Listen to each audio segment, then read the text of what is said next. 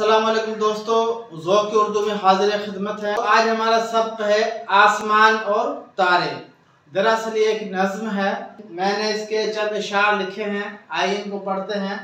ये तारे हैं जो आते जाते हुए, चमकते हुए जगमगाते हुए, नजर आ रहे हैं अजब शान से, लटके हुए सक़्फ़ ऐवान से।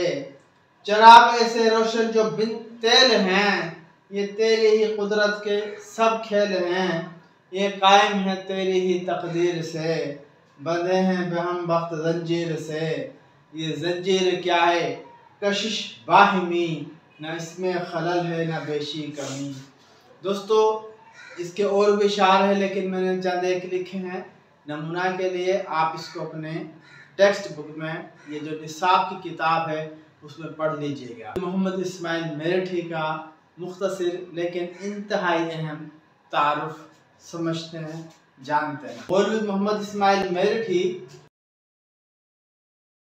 12 नवंबर 1844 को मेरठ में पैदा हुए। उनकी वफात हुई 1 नवंबर 1917 को मेरठ में हुई। दोस्तों मौलवी साहब के वालिद का नाम शेख पीर बख्श था।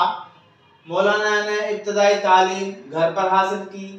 फारसी और नाज़रा कुरान पढ़कर 14 साल मोहम्मद इस्माइल ने अंग्रेजी सीखने पर तवज्जो दी और इंजीनियरिंग का कोर्स भी पास किया। आपने आला मुलाजमत के बजाय अजीम पेशा दर्स व तदरीस को अपनाया और मुअल्लिम बने, यानी कि उस्ताद बने। आपके असातिज़ा इकराम में बड़ा नाम मिर्ज़ा असदुल्ला खां गालिब का है, यानी कि आप मौलवी मोहम्मद इस्माइल मेरठी मिर्ज़ा असदुल्ला खां गालिब के शागिर्द रशीद हैं। उर्दू ज़ुबान अदब के जदीद शुरा में आपका अहम मकाम है। आप उर्दू में आज़ाद शायरी के अव्वलीन शुरा में शुमार किए जाते हैं। उनका सबसे बड़ा कारनामा वो उर्दू रीडर हैं जो उन्होंने बच्चों के लिए लिखे हैं। आप सही मानों में बच्चों के अदीब हैं और मौलाना को बच्चों का शायर भी कहा जाता है। कुलियात इस्माइल आपका मजमुआ कलाम है। तो दोस्तों बच्चों के शायर आज हमारे भी शायर हैं। आइए इसकी नज़्म को सीखते हैं, जानते हैं, समझते। दोस्तों सबसे पहले हम अपनी जो नज़्म है उसके जो मुश्किल अल्फाज हैं उनकी माना समझने की, जानने की कोशिश करते हैं। दोस्तों चमकना इसका मतलब होता है मुनव्वर होना या रोशन होना। जगमगाना इसका मतलब भी रोशन होना। सक़्फ़ कहते हैं दोस्तों छत को, बल्कि बड़ी छत को सक़्फ़ कहते हैं। सक़्फ़ बड़ी छत को कहते हैं दोस्तों। ईवान कहते हैं महल, कसर शाही। बिन तेल मना बगैर तेल के, बगैर ईंधन के। चक्कर बना फेर, घूमने का जो अमल है इसको चक्कर कहते हैं। ज़ौक़ बना शौक, रुग़बत, दिलचस्पी, कैफ, सुरूर। विजदान को भी ज़ौक़ कहते हैं। तकदीर मना बख्त या किस्मत, जो अल्लाह ताला की तरफ से हमारे नसीब बनाया गया है उसको तकदीर कहते हैं। बहम मना मिले हुए, यकजा, यकसा, मवाफिक। कशिश मना खींचने की कुव्वत को कशिश कहते हैं। बाहिम मना आपस का। बेशी मना बढ़ोतरी या ज्यादा होना। और बाग कहते हैं अख्तियार को, लगाम को, रास को, जिससे घोड़े को कंट्रोल किया जाए उसको भी बाग कहते हैं। लेकिन वैसे इंतज़ाम किसी चीज़ को कंट्रोल करना इसको भी बाग कहते हैं। लाग कहते हैं रब्त को, ताल्लुक को, लगन को, ध्यान को, वाबस्तगी को। दायरा को भी लाग कहते हैं क्योंकि एक ही दायरा में वो चीज़ घूम रही होती है, एक ही लाग उसको लगी होती है।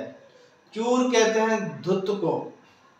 मजबूर कहते हैं जबर किया गया, बेबस। नशे में चूर मना नशे में धुत, नशे में गर्क। लालो गोहर मना हीरे मोती। जंजीर मना हल्केदार कड़ी दर कड़िया जो लड़ी होती है उसको कहते हैं हल्का, जो बांधने या जोड़ने के काम आती है। कमी मना कम होना, घट जाना। ये थे दोस्तों हमारे अल्फाज और मानी। अल्फाज और मानी जैसा कि आपको पता है हमारे समझने की, बयान करने की जो क्वालिटीज़ होती हैं, जो काबिलियत होती है, उसमें ये तरक्की करते हैं। आइए दोस्तों, अब हम अपने नज़म का खुलासा पढ़ते हैं। नज़्म आसमान और तारे बच्चों के अजीम शायर मौलवी मोहम्मद इस्माइल की लिखी हुई है। वरना हमारे आज के जो शायर हैं वो हैं मौलवी मोहम्मद इस्माइल मेरठी। इस नज़म में मोहम्मद इस्माइल साहब आसमान पर फैले हुए चमकदार और रोशन तारों की तरफ इशारा करते हुए बताते हैं कि ये तारे झिलमिलाहट की वजह से आते जाते मालूम होते हैं। कभी कम होती है रोशनी, कभी थोड़ी, कभी कम, कभी थोड़ी, तो इस वजह से ऐसा लगता है ये आ जा रहे हैं और यूं लगता है कि किसी बड़े महल की छत के खूबसूरत कुनबों में हों। इनकी रोशनी बगैर ईंधन के है, जो कि अल्लाह ताला की कुदरत का अजीम शाहकार है। ये सितारे आसमान पर हीरे मोतियों के ऐसे बिखरे हुए हैं, इनमें से कई जमीन से भी बड़े हैं, लेकिन बहुत दूर होने की वजह से हमें छोटे नजर आते हैं। आजकल की साइंस हमें बताती है ये अपने अपने मज़ार में कशिशी बाहें में लिए तैर रहे हैं। इनकी बाहें में कशिश थोड़ा भी गैर मुतवाज़िन यानी कि अनबैलेंस नहीं होती, बस खुदा के हुक्म की तामील में धुत अपनी अपनी कशिश यानी ग्रेविटी की जंजीर को थामे हुए चक्कर लगा रहे हैं। तारे का जगमगाना, ये इनका आना जाना, इनका घूमना फिरना के कशा में अपने में, और फिर जो सूरज है उसके गिर्द जो हमारे सयारे हैं, दूसरे सयारे घूमना, ये सब अल्लाह ताला ने इनकी तकदीर में, इनके वक्त में लिख दिया है और ये बगैर किसी रुकावट के, बगैर किसी कमी पेशी के अपने अपने काम सर अंजाम देने में लगे हुए हैं और अपने रब के हुक्म के आगे मजबूर हैं। अब हम अपने शब्द की मश्क हल करते हैं और उसका पहला सवाल है, आसमान को सक़्फ़ ऐवान क्यों कहा गया है? तो इसका जवाब है दोस्तों, सक़्फ़ छत को कहते हैं, अदम आसमान ज़मीन की छत भी कहलाता है। ऐवान बड़े महल या घर को कहते हैं, लिहाजा इस निस्बत से आसमान को सक़्फ़ ऐवान कहा गया है, बड़े महल या घर की छत वगैरह। सवाल नंबर दूसरा, इस नज़्म में तारों के बारे में जो बातें बयान की गई हैं उनमें से कौन सी बात आजकल की साइंस के मुताबिक है? तो इसका जवाब है दोस्तों, शायर ने इस नज़्म में तारों के बारे बहुत सी ऐसी बातें की हैं जो आजकल की साइंस के मुताबिक हैं। मिसाल के तौर पर मुसाफत की वजह से तारों का छोटा नजर आना, ये हरारत और रोशनी रखते हैं, तारों में बाहमी कशिश होती है जिसकी वजह से सरगर्म अमल रहते हैं, इनके निज़ाम में कोई कमी बेशी का ना होना वगैरह वगैरह, ये बातें हैं जो शायर ने अपनी नज़्म में की हैं। अब दोस्तों अगला सवाल है, नशे में इताअत के सब चूर हैं कि कानून कुदरत से मजबूर हैं?